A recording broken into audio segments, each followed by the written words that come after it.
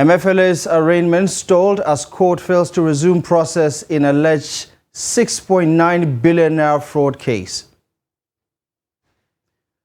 Acting Inspector General of Police sets up special squad to address insecurity and banditry. Federal, states and local councils share 966 billion naira. And Zimbabwe votes in uphill election for defiant opposition. Well, hello there. Good afternoon and welcome to the news update on Trust TV. I'm Abdullahi Ahmed.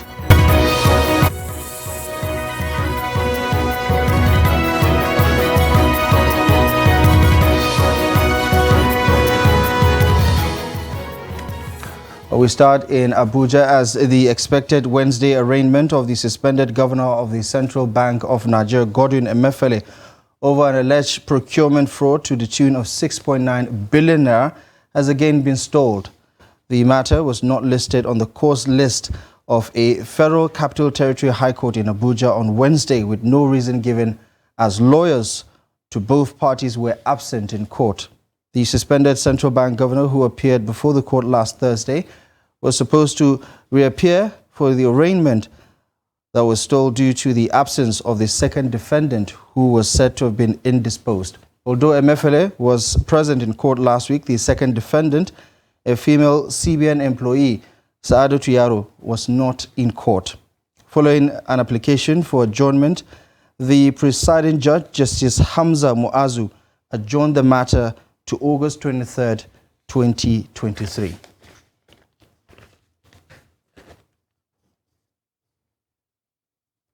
Right, the Acting Inspector General of Police, Kayode Egbetokun, says the police will set up a special intervention squad in various formations across the country to tackle insecurity. The police chief made the announcement at a retreat for ex-police chiefs in Ibadan, the Oyo State capital. The special retreat for ex-police chiefs, according to the organizers, is aimed at galvanizing the support of former police officers towards effective policing of the country by adopting a knowledge-based approach for tackling crimes and criminality. Right now, still talking security, armed bandits have reportedly abducted a woman and her 12-year-old daughter in Dambang area of Gusau, the Zamfara State capital. Now, the husband and father of the victim, Salihu Isa, confirmed the incident to newsmen. According to him, the suspected armed bandits stormed the residence of his father-in-law at about midnight, bearing arms and forcing their way into the residence. The armed bandits whisked away Aisha Suleiman, who is a staff of Dambang Government Hospital, and her daughter, Khadija Mahmood, to an unknown destination. The husband disclosed that the abductors have made contact and are now demanding 50 million naira as ransom, while also threatening to sell off the victims to another group of armed bandits if the ransom is not paid. Police Public Relations Officer of Zamfara State Command, ASP Yazid Abubakar, did not respond to requests for comment on the development. Now, the Tinubu administration is finally complete with the formation of the Federal Executive Council, and Nigerians remain expectant of high-quality service delivery to ameliorate the economic hardship in the country. Special Advisor to the President on Media and Publicity, Ajuri Ngilale, affirms that the administration is not unaware of the challenges in the country, while assuring Nigerians of light at the end of the tunnel. State House correspondent Kehinde Amodu reports. The harsh economic environment has blinded Nigerians to the fact that all presidential candidates had agreed that Nigeria could not afford to keep on fuel subsidy. Some actions taken by the previous administration also had far-reaching implications on present-day realities. He was very clear with Nigerians, as were the other presidential candidates on this issue, that there was going to be the implementation of the full removal of the fuel subsidy. Everybody was in agreement that that was in the interest of the nation, even as it was going to bring short-term pain. There was no way you were going to avoid forex volatility, as it were. If you just printed 22, 23 trillion naira pumped into the system with nothing to back it by way of ways and means, which was what happened under the previous regime. There is no way you will pump all of those and not expect prices, inflation, and exchange rates to give way. The Tinubu administration has already taken steps to remedy the situation. We've seen a dramatic decline. Daily Trust reported it, dramatic decline in the parallel market as it relates to the value of the dollar in the parallel market, and of course the rise in the value of the naira against the dollar in the parallel market. These are not accidents. These are direct outcomes of the interventions made by His Excellency President Bola Ahmed Tinubu, and Nigerians can expect more relief to come in the days ahead. I believe that the central bank is doing its utmost and probably expecting naira stability in the days ahead, trying to make the best of a bad situation, as it were. Government does acknowledge that the burden on the people, especially the removal of subsidy, has profoundly affected the Nigerian cost of living. The pump price for PMS in our West African neighbors is significantly higher. In some countries, even double what the current Nigerian pump price is. Even as we agree on that fundamental reality, you also recognize the shock value of increasing fuel price from where it was to where it is today. And we are promising our people that it will not be for nothing. With a new cabinet in place, decision-making will revolve around a larger set of professionals, some of whom are connected to their people. It is expected that the volume of shock decisions will lessen and allow government to stabilize. From State House, Abuja, Kehinde Amudu, Trust TV News. In other news, President Bola Ahmed Tinubu has directed the commencement of a 90-day pre-retirement leave for the Director General and CEO of the National Identity Management Commission, Engineer Aliyu Abubakar Aziz, with effect from August 24, 2023, leading to his eventual retirement from the service in November later this year. Now, this was contained in a statement signed by Ajuri Ngilali, the Special Advisor to the President on Media and Publicity.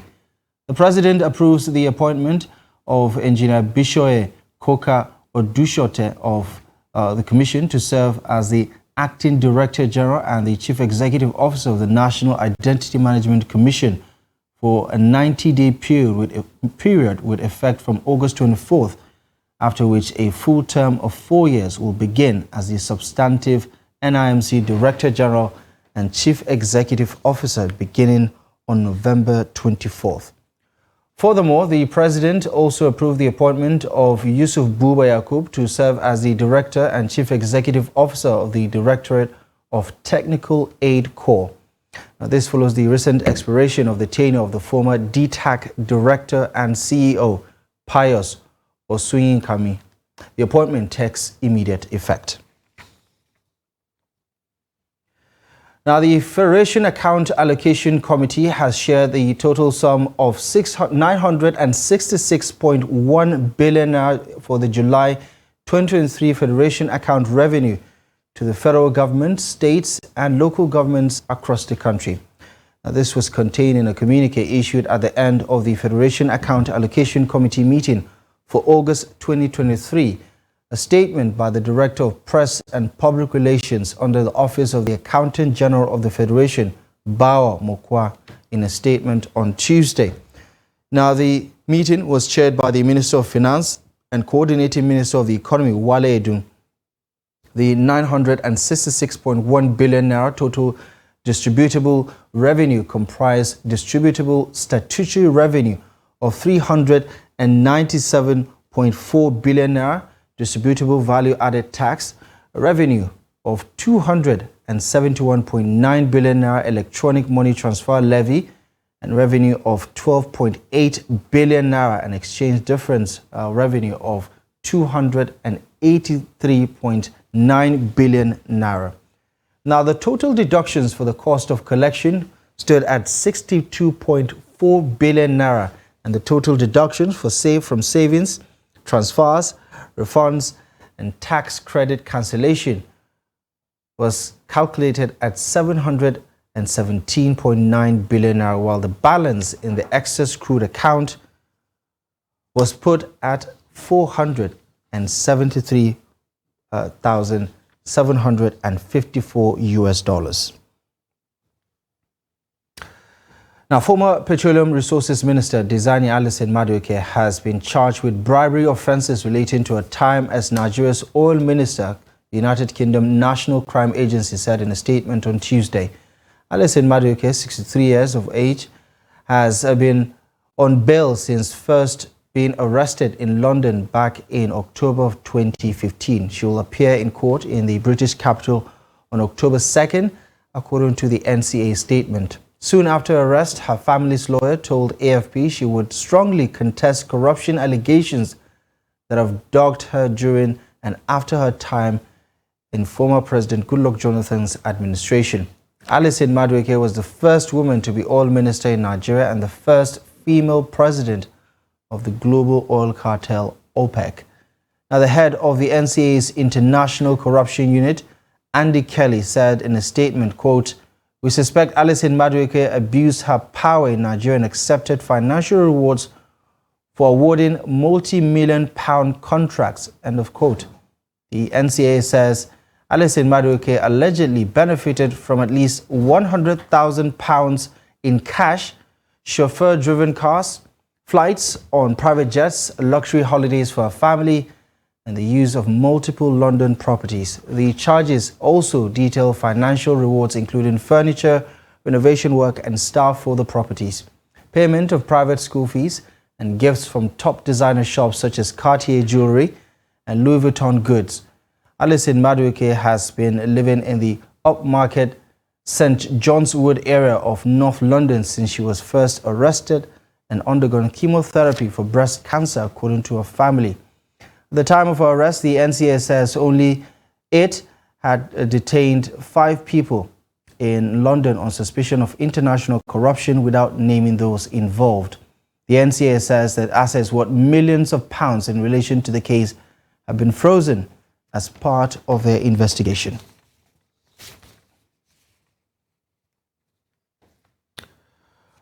All right, let's circle back to that story about the continuation or lack of continuation in the adjourned case involving the suspended CBN Governor Godwin Emefiele that was supposed to be reconvened today. Joining us via Zoom now from Yola, the Adamawa State capital, is Barrister Gabriel Adiku, who is a member of the NBA's Legal Education Committee and the chairman of the Legal Education Committee in Adamawa. Barrister, good afternoon. Thank you very much for joining us. As a lawyer, from your experience, does this constitute an abuse of... Thank you, Ahmed, for having me.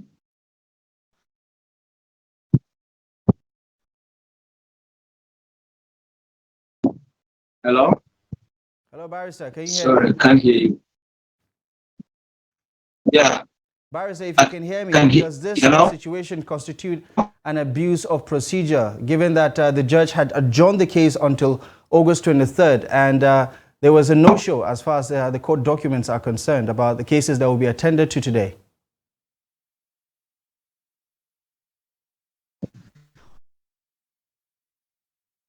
Hello? Yeah, I believe we have a problem with the connection, so we're going to try as much as we can to get back to that conversation if it's possible. All right, you're watching the news update on Trust TV. Coming up ahead after the break, we'll take a look at orientational provisions for self-care for reproductive and maternal health. Details coming up ahead after the break.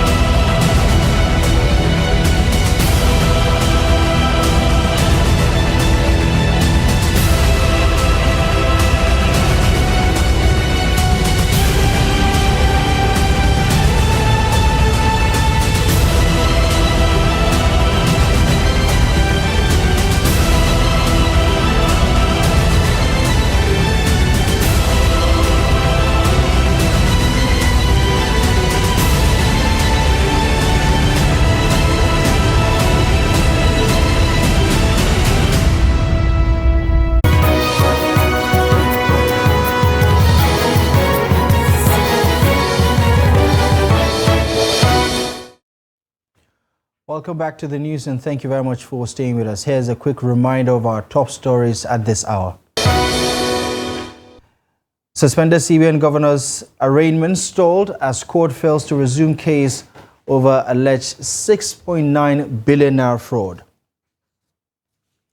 Acting Inspector General of Police sets up special squad to address insecurity and banditry. Now, the National Youth Service Corps has commenced orientation camp in Maiduguri, the Borno State capital, for the very first time in 13 years after the exercise was suspended in 2011 due to activities of the Boko Haram insurgency. Now, swearing in Batch B, Stream 2 of the Corps members at a temporary orientation camp in the state capital, the NYSC State Coordinator, Mohammed Adamu, credited the Borno State Governor, Babagana Zulum, for facilitating the return of orientation course in the state. The Corps members are camped at the Arabic Teachers College, which is serving as a temporary orientation camp amidst the security by the military, police, civil defense, and civilian joint task force. On his part, Governor Zulum expresses delight at the return of the orientation exercise in the state, stating that the gesture signified the return of peace and security to Borno State after years of insurgency. Now, the Corps members, comprising 629 males and 496 females, are preparing for swearing in of the exercise. Now, the federal government says it is taking up the responsibility of entrenching and orientation of the provisions of the National Guideline on Self-Care for Reproductive and Maternal Health to achieve optimum outcomes, especially among populations in rural communities. The government, through the Ministry of Health, said this is a step in the right direction following the benefits of exploring self-care commodities by empowering beneficiaries and its resultant reduction in burdens on the health facilities. The report. Statistics from the World Health Organization states that Nigeria has an estimated maternal mortality ratio of 917 deaths per 1,000 live births, making it the fourth highest globally. But experts in sexual, reproductive and maternal health say promotion of safe use of reproductive self-care commodities will reduce the country's maternal mortality rates. Guideline for Nigeria is focusing on sexual and reproductive health. So first of all, contraception and family planning. And for us in Nigeria, the inroad is the self-injection of Cyana-Press. So that is what we are using as an inroad to ensure that this policy is implemented. But apart from that, we also have the HPV self-testing, that is the screening for cervical cancer, because we know that it is also very common among women and it is preventable. So instead of a woman to go to the hospital for a pap smear, there's a pack that she can actually use to screen herself. We also have the HIV self-testing. We've gone to 23 states. We've worked with them and helped them, to see which are the critical areas that they can start with in terms of implementation and look, because the guideline also has a section, costed implementation plan. So they work on this with our help and they are guided. And of course, various states have different strengths and depending on who is in charge and so on. Adopting modern practices and self-care intervention for sexual, reproductive and maternal health are said to have some dangers without proper orientation, like every other medical commodity, but there is the need to have a first contact with the healthcare system. On a general sense, there are self-care interventions that have been listed in the guideline. And those are the ones that are within the framework of self-care that people can use after they have had appropriate contact with the health facilities. Some of the products are available in the health facilities. Some you can get over the counter, and then of course you'd have had contact with the health system so that your awareness and sensitization is increased and you know how to ask questions. You know that when there's a problem, They would have given you, things to look out for. You can go back to the health facility. The initiative, according to experts, is not only aimed at improving self-care practices but also to reduce child and maternal deaths, infertility, cases of sexually transmitted diseases and infections, improve family planning practices by leveraging the availability and affordability of modern technology in sexual, reproductive and maternal health practices with or without the help of a healthcare provider. Aisha Salihu, Trust TV News, Abuja. Now, journalists and activists in Kano have received training on digital rights and online security by the Center for Information Technology and Development. The two-day training exercise focused on the concept of human rights in the digital space, as well as data privacy and protection in Nigeria. From Kano, Trust TV's correspondent Idris Jibrin reports.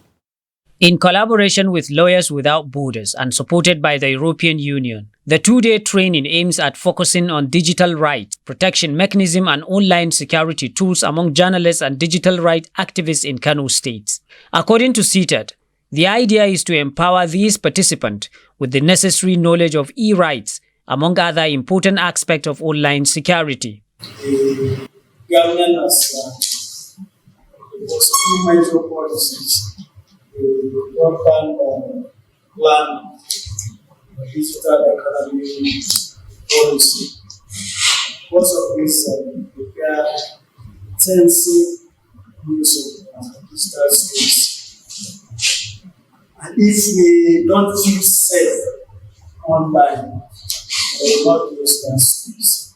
Drawn from various media organizations and civil society groups, these activists will further be informed on the internet and how it works, legal instruments and provisions for enjoyment of digital rights, as well as understanding digital citizenship. The internet is critical, and not just internet, but the digital sphere is critical right now for everything that we do, affecting the way we interact. We know that young people are able to now galvanize, mobilize, on the internet, using digital platforms to be able to make demands on the elected officials, the government, to also hold them accountable. For the Nigeria Union of Journalists, the internet has so far brought with it so much development for practicing journalists, but also required careful approach on how to use it or obtain information from it. The digital space has come to stay, and we journalists with media convergence, virtually every serious media organization has a social media handle, which tells you that you have got a lot to do. And with this workshop on the digital rights or online rights, this will equip you to protect yourself against digital threats, as well as guide you on how to handle your work appropriately. Within the next 2 days, these journalists and activists will understand the concept of digital rights and how to exercise their digital rights, among others. Idris Jibrin, Trust TV News, Kano. Now, on the international scene, polls have opened in Zimbabwe as President Emmerson Mnangagwa seeks a second and final term in office in a country with history of violence and disputed votes. Now, the elections being held on Wednesday are the second since the removal of long-time repressive ruler Robert Mugabe in a coup in 2017. Now, 12 presidential candidates are on the ballot, but the main contest is expected to be between the 80-year-old Mnangagwa, known as the Crocodile, and 45-year-old opposition leader Nelson Chamisa. Mnangagwa narrowly beat Chamisa in a disputed election back in 2018. Chamisa hopes to break the governing ZANU-PF party's 43-year-old reign in power. Now, Zimbabwe has known only two leaders since gaining independence from white minority rule in 1980. A runoff election will be held on October 2nd if no candidate wins a clear majority in the first round ballot. This election will also determine the makeup of the 350-seat parliament and close to 2,000 local council positions. Well, that's it. You're up to date with the latest news stories at this hour. Thank you most kindly for joining us. As always, follow us across our social media platform for more content and visit www.trusttv.com for more news. My name is Abdullahi Ahmed. Thank you for watching.